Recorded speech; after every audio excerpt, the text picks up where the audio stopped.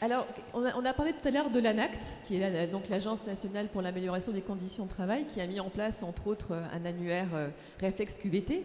Mais je crois que Rémi, vous avez fait quelque chose de similaire en la RSE. Est-ce qu'on peut en parler? Alors oui, je suis absolument d'accord avec le fait de dire que la RSE ne se limite pas au développement durable. On y trouve du social et du sociétal. Selon les normes ou selon les référentiels qu'on regarde, il y a entre 7 et 300 sujets à aborder. Ça peut sembler très complexe. Et l'une des vraies problématiques pour la plupart des acteurs économiques, c'est de savoir par où commencer. Par où commencer? Est-ce qu'on commence par le développement durable parce que c'est à la mode et que c'est le plus visible? Est-ce qu'on commence par ce que le service de communication nous dit de faire en premier pour qu'on ait une image qui soit améliorée? Ou est-ce qu'on commence par des choses efficaces pour réellement améliorer l'impact de l'entreprise de la meilleure manière possible? Et ce que nous avons proposé à la Fondation, au sein de la Fondation Oikos, c'est justement de mettre en place un outil qui permette au plus grand nombre d'acteurs de gratuitement avoir l'analyse de sa compréhension de la RSE et de tous les sujets de la RSE pour faire le bilan de qu'est-ce que je connais, qu'est-ce que je ne connais pas, et de comparer ça à la typologie d'urgence impact correspondant à son activité.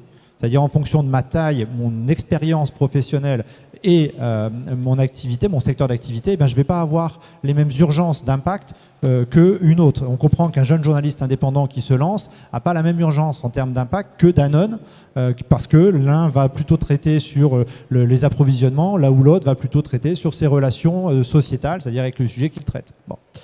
Et donc on a mis en place un outil accessible à chacun, permettant de comprendre quels peuvent être les sujets par lesquels commencer son approche RSE pour pouvoir engager une démarche qui soit la plus efficace possible et la plus efficiente possible, c'est-à-dire pour le moins d'énergie à dégager dès le départ, avoir un impact amélioré le plus important possible et se laisser surprendre par le fait que peut-être pour mon activité, le premier sujet à traiter, ce n'est pas les déchets, c'est la gouvernance partagée parce que finalement, je suis dans un secteur où il faut que je travaille avec mes salariés de manière très différente. Ou c'est peut-être les relations avec les associations locales sur le territoire où je m'implante parce que mon activité a un impact sur eux. Voilà. Donc reprendre la question de la RSE, non pas par rapport à une norme ou à un outil de communication, mais par rapport à sa finalité réelle, qui est de dire je suis un acteur économique, j'ai un impact, je veux qu'il soit le plus positif possible, par quel bout je prends ce sujet-là. Voilà. Je pense que vraiment, si je peux juste me permettre de compléter, ce que je trouve vraiment très bien dans l'outil qui est proposé par Rémi, c'est le fait d'avoir déjà une vision, enfin, très, très rapidement, finalement, assez claire du point de départ. Donc vous voyez où vous en êtes avec votre attelage, qui existe déjà. Et ce que je voudrais ajouter, c'est que clairement, il faut prendre la RSE comme un verre à moitié plein.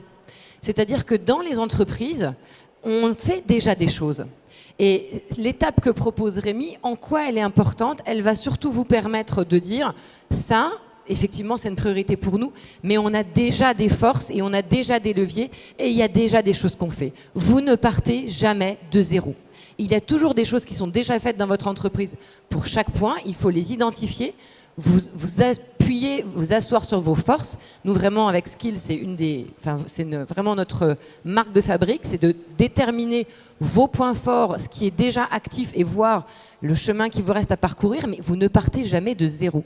Donc ça, c'est vraiment un message que je voudrais vous faire passer aujourd'hui. Faites votre diagnostic initial, voyez ce que vous faites déjà, soyez-en satisfaits, réjouissez-vous-en, parce que vraiment, il faut aussi se dire que cette démarche de dire, OK, on a déjà des choses actives dans notre entreprise et on peut en être fier, il faut faire cette étape-là. Et ensuite, faites le chemin, tracez le parcours qui vous reste à faire. Oui, parce que l'un des premiers écueils sur le chemin de la RSE, pour ceux qui n'en font pas déjà, c'est de se dire qu'est-ce que chacun des sujets de la RSE. Et c'est pour ça qu'on a lancé un projet collaboratif qui s'appelle wiki-rse.org, qui permet d'avoir accès à chaque sujet, à la définition de chacun des 176 sujets de la RSE tels qu'ils ont été traités par le comité d'experts de la Fondation Oikos, qui est déjà une porte d'entrée pour comprendre finalement de quoi on parle, quelle est la variété des sujets, pour pouvoir choisir le sujet où on a envie d'aller ou se laisser porter par l'outil d'autodiagnostic qui va vous dire c'est plutôt ce sujet-là. Ok, mais ce sujet-là, je ne comprends pas l'intitulé, je fais comment? Vous allez sur wikirse.org et vous avez du coup la définition qui vous permet de dire ok, je sais comment commencer à avancer sur ce sujet. Et comme le disait Sophie, la plupart des entreprises le font, c'est comme se faire des verres sans en avoir l'air. Il faut aussi identifier les sujets sur lesquels vous faites déjà des choses de manière positive et savoir si ce sont sur ces sujets-là, c'est sur ces sujets-là qu'il faut insister ou si au contraire, puisque vous les faites déjà, vous avez tout intérêt et la planète et votre écosystème ont intérêt à ce que vous commenciez à vous intéresser à d'autres sujets connexes. Et en sortant du schéma, parce que le vrai danger aujourd'hui de la RSE, il est là, en sortant du schéma de dire il faut d'abord aller là où c'est plus bankable. Parce que ce n'est pas ça le sujet. Si vous allez là où c'est le plus bankable, au sens où là où vous allez avoir une image de marque qui va être la plus rapidement identifiée, parce que tout d'un coup, vous allez dire que vos avions, ils dépensent beaucoup moins de kérosène, mais que vous passez à côté des gros sujets, eh bien vous risquez de vous faire rattraper par la patrouille, comme on dit. C'est-à-dire qu'à un moment ou à un autre, quelqu'un risque de lever le lièvre de votre activité économique. Certes, vous avez fait des super progrès à un endroit, mais vous passez à côté de l'essentiel. Et tout le sens de la RSE et de l'ensemble des activités qui se sont lancées, que ce soit les normes ou que ce soit les outils de décryptage, c'est d'aider chacun à savoir à quel endroit c'est le plus logique de progresser sans forcément partir de ce que l'exigence économique impose et de se laisser surprendre par des sujets connexes qui vont être efficacement traités par l'entreprise.